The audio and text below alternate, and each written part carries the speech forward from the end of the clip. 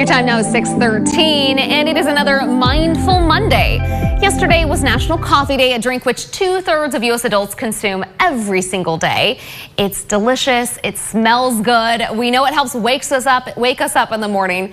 But how is it for our mental health? Joining us now to parse this out, clinical psychologist Dr. Corey Gonzalez. Good morning, Dr. Corey. Thanks for coming in. Good morning, Maddie. How are you? I'm doing great. Unfortunately, I don't have my coffee right now, which I usually would at this time in the morning, but I have a blood draw later this morning. It is a ritual for me, for sure. It's more than like it wakes me up. It's just something I need to have like in my hands in the morning. What is it about coffee that draws us in, and it gets us addicted? Well, that's a great point, Maddie. In fact, it's the most widely used drug in the world. 80% of all Americans have at least one caffeinated beverage per day. It's a central nervous stimulant. And what it does is if it's done the right dosage, it gives you a temporary boost of energy, alertness, and a feeling of well-being. And so if it's done under 400 milligrams, 3 to 4 cups of coffee, it can really have a nice effect. Okay, so 400 milligrams, that's the number where you've pushed it too far, if you go over that. Correct. And what happens with caffeine, it's pretty amazing actually.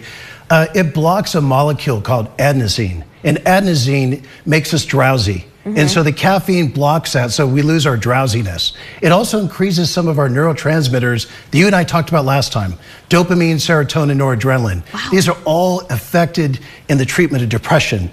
So it works as a mild depression. And some studies actually at Harvard, Dr. Lucas found 50,000 female nurses in a study, 20% reduction in depression with 2 to 3 cups of coffee per day. They had 40,000 men, and they found in a long-term study 50% reduction in suicide. They also found at UCLA coffee worked as a protective measure against cognitive decline, and they also found to be an anti-inflammatory, which is pretty incredible because inflammation can cause depression, heart disease, cancer, Alzheimer's. So if it's done the right dose, you know, we talked about alcohol before, done the right dose, there can be some benefits to it. It kind of sounds like a miracle drink, in fact, coffee. It can. The downside to it is if you do too much. Right. If you do over 5 cups, you can have a different effect. Right, so what are some of those downsides? Because I feel like you think of coffee, you think like if you drink too much, jittery, which makes me think anxious, which makes me think bad for mental health. Yes, you're exactly right. Okay. Increased anxiety, headaches, rambling on, GI upset. You can have all sorts of symptoms if you do overdosing on it, if you do more than 5 cups. So, and certain people are really sensitive to caffeine, others aren't. So some people are also prone to addiction where they need, you know, they can't go without it, and they build tolerance and withdrawals and so forth. The DSM-5, the Diagnosis Systematic Manual of Mental Disorders, has caffeine intoxication as a disorder and a dependency. So the interesting thing too, Maddie, is that in these studies they found that coffee had this antidepressant effect, but energy drinks and chocolate, which we talked about, and soda did not have these antidepressant effects. Interesting. So it's not simply the caffeine in the coffee. Not simply the caffeine. It has to do with the coffee. There's antioxidants in it. There's coffee beans. Yes, and usually hot coffee is better than cold coffee as well. Very interesting. So there's an effect in it if it's done the right dosage. And as we talked about chocolate last time, I know you kind of lit up.